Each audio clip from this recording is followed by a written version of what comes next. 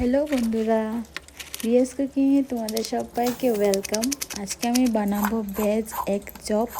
তার জন্য আমি সব সবজিগুলো ধুয়ে কেটে নিচ্ছি ছোট ছোট করে, খুবই ছোট করে কাটবে সব সবজিগুলো।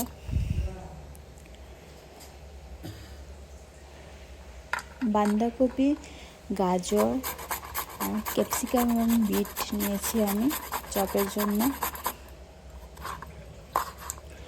কিছু কাঁচামরিচ এবং পেঁয়াজ কেটে নেবো ছোটো ছোটো করে। তারপর আমি কড়াই বসিয়ে দেব এবং তেল দিয়ে পেঁয়াজ দিয়ে একটু সবজিগুলো বেজে নেব, সামান্য বেজে নেব। লবণ, হলুদের গুঁড়া, মরিচের গুঁড়া দিয়ে একটু বেজে নেব। ভাজা আমার হয়ে গেছে, লো ফ্লেমে করবে। তারপর এটাতে দিয়ে দেব আমি গোটা সিদ্ধ আলু, আমি 2টা দিয়েছি।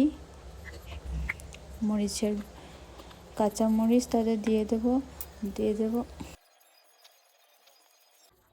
জিরা, কালি মির্চ পাউডার আর কর্নফ্লাওয়ার এবং লবণ দিয়ে আমি এটা ভালোটাকে ডো বানিয়ে নেব। আর যে ডোটা বানিয়ে আমি হাতে একটু তেল দিয়ে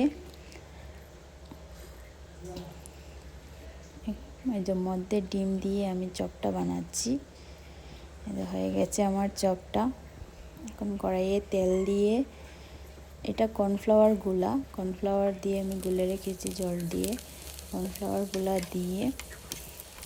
দিয়ে টোস্ট গুঁড়া করে রেখেছিলাম, এটাতে লাগিয়ে আমি তেলে ফ্রাই করে নেব। হয়ে গেছে আমার healthy and tasty veg egg chop. দেখো ডেলিশিয়াস হয়েছে খেতেও এবং হেলদিও।